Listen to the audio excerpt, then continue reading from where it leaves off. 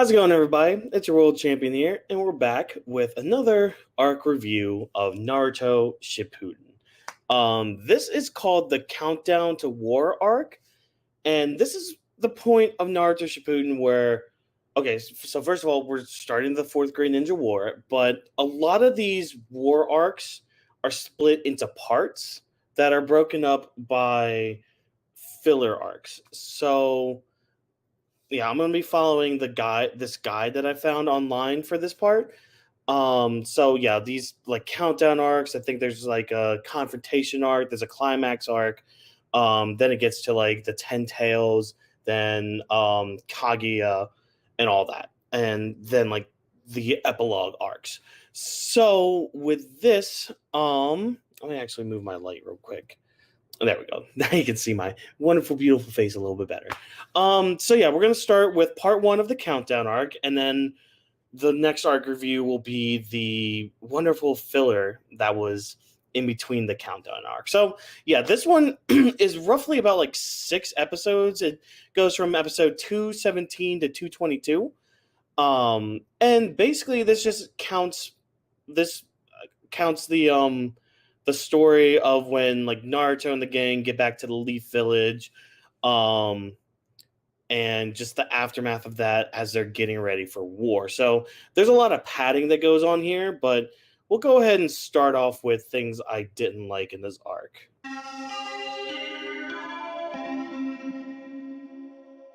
So one of the first things I want to talk about is Kiba. Um, and we'll actually talk about Kiba in the next arc as well because he has a pretty bad episode. But Kiba at one point he just kind of starts whining about, oh, we didn't get to fight Sasuke. Oh, Naruto, why didn't you bring Sasuke back? Oh, Naruto, you're so dumb. Just I wanted Kiba to shut up. I wanted him just to shut the fuck up.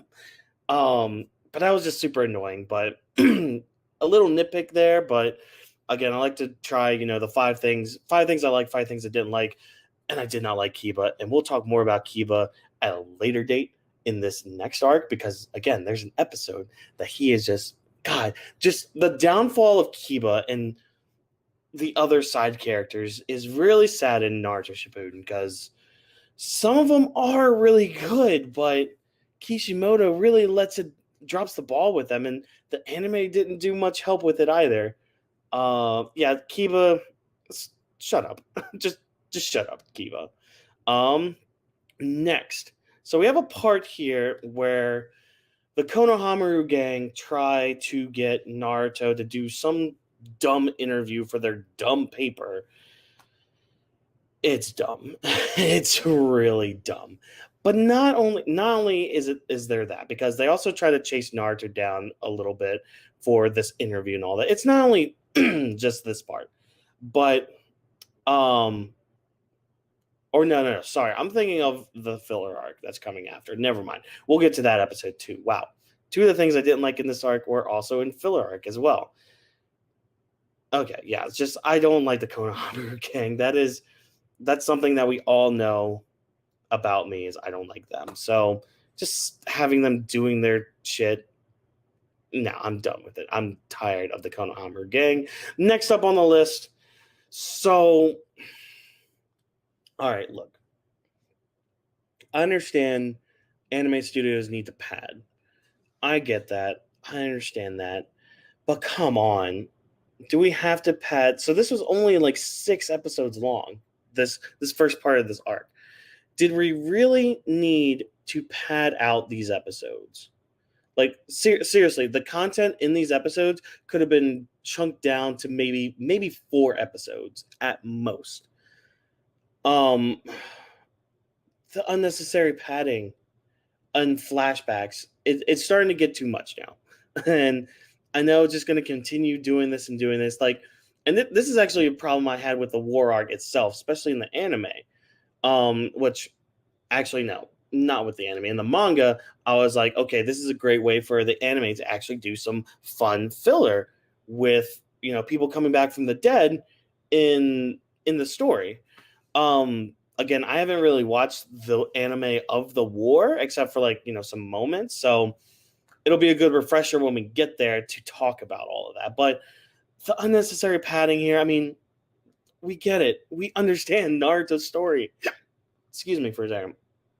We understand Naruto's story. We get it. We don't need you to tell us constantly about it. Please just calm down. Okay, so going from that, okay, so one thing I didn't like was Tsunade pretty much coming back out of her coma. I understand why she did.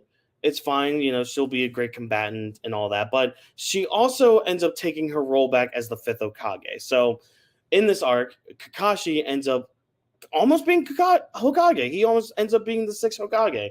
But lo and behold, Tsunade's back to take her rightful place on the throne as the fifth Hokage and to be there to save and help everyone. Isn't that just great? Isn't that just grand? I'm kind of also hoping you don't hear my thing. So I'm actually going to change something really quick. We're going to do that. I don't know if you saw that or not, but whatever. That's besides the point. We're going to do that. So, yeah, Tsunade coming back. I mean, it's not that I didn't like it. It's just I could have done without it, to be honest. And then the last thing, this moment. Like, really? Really, Sakura? If Naruto and Sasuke-kun were both hurt badly at the same time, which one would I help first? Do I need to go on another Sakura rant? Do I need to? I don't want to, so I'm just going to skip over this. A lot of nitpicks in this, but yeah, just a lot of nitpicks. Those are some things I didn't like in this kind of short arc. This was like a very short arc, again, like 6 episodes or something. So let's talk about some things that I actually liked in this arc.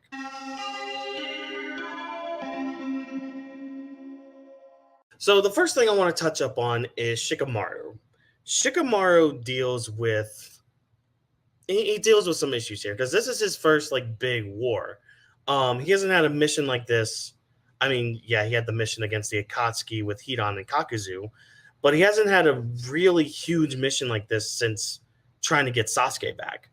So Shikamaru, he's kind of dealing with that. Like, what am I going to do if my friends are injured? How am I going to rightfully protect them? What can I do in this situation? So he's kind of dealing with that, but seeing Naruto kind of helps him out a little bit.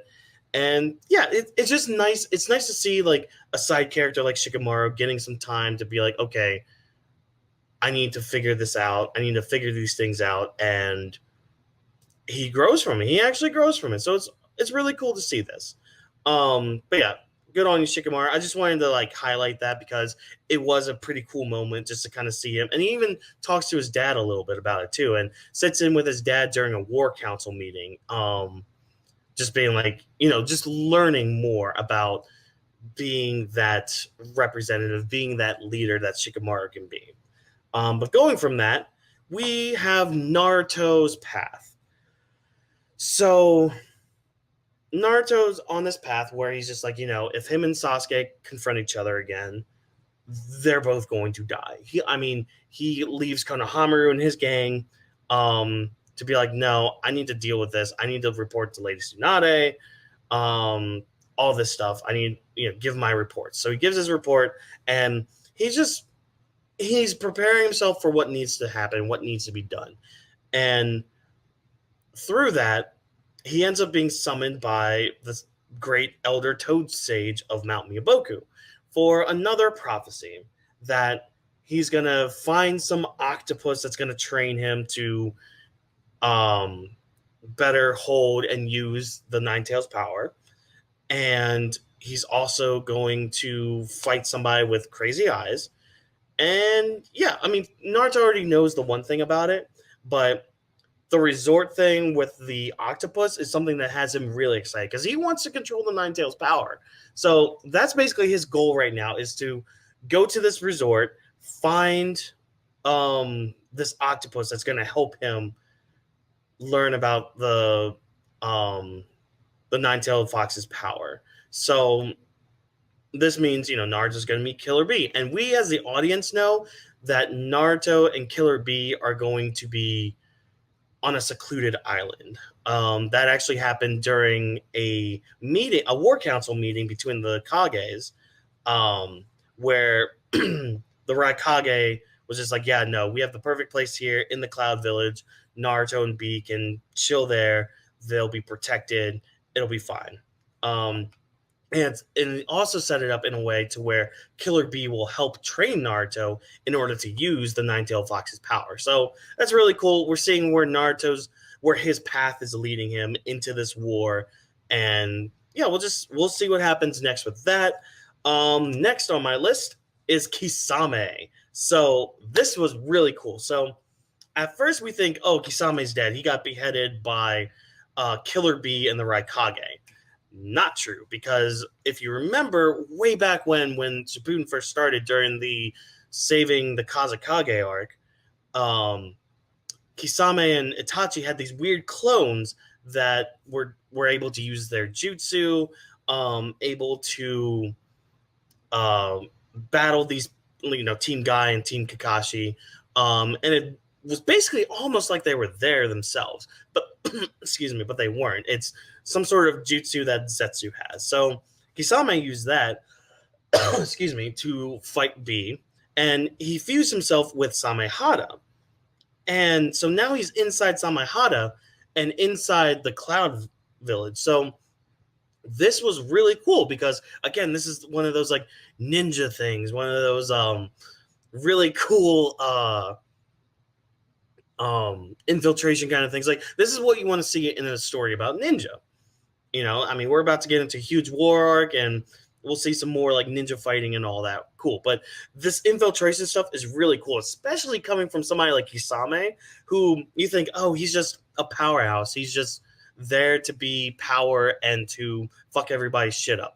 No, he's actually smart. He follows plans, and he's getting intel on not only what the Cloud Village is doing to prepare for the war, but he's also going to be getting intel on where Naruto and Killer Bee are, which is really cool. And that does come to head later on, which we'll get to that when we get to it. So other than that, Kisame, pretty good part here. And yeah, just good on you. Next part. So Kakashi becoming the sixth Hokage. So spoiler alert, Kakashi does end up becoming the sixth Hokage at the end of Naruto. Cool, neat, awesome. We get that little teaser here. But I want to point out this moment here. Because, so Kakashi isn't the type of person to want to be Hokage. He takes up the role because he has to, and he's pretty much the only person that can. But Kakashi, he even states this too, he's not the type of person to be Hokage. But again, when duty calls, duty calls. So the best course of action he has here is with Guy. Guy actually eases his tension with this with their rivalry battle. So, they play rock, paper, scissors, they have a race, and it's really goofy and really dumb, but it's one of those things that Kakashi needed, because with such a heavy burden being put on him, it's nice to see that Guy is somebody he can trust. And we see this like later on in a filler episode where Kakashi wants Guy to be like his number 2 in command. Because Guy is the only person, well, not the only person, but he's the most trustworthy person that Kakashi has on his side. He can rely on Guy to a point where if he's like on the other side of the planet and he sends an SOS to Guy, Guy will be there in minutes just to be there to help Kakashi. That's just the kind of guy he is. So I also wanted to point this out because many people probably don't like this because it's two old guys being dumb, but this is the kind of dumb that it makes sense in the sense of the story, where we have, again, Kakashi having that burden on him and just having somebody like Ai Sensei being there for him and easing that out for him. So this was cool. Too bad it was short-lived because Tsunade came back.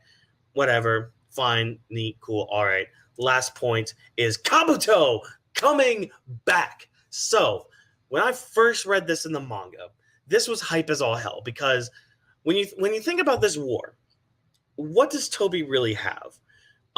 We see that, Zetsu can like multiply and be more than one. So we see that aspect of it. Cool, great, awesome, fantastic. But is it really all your forces is just white zombies?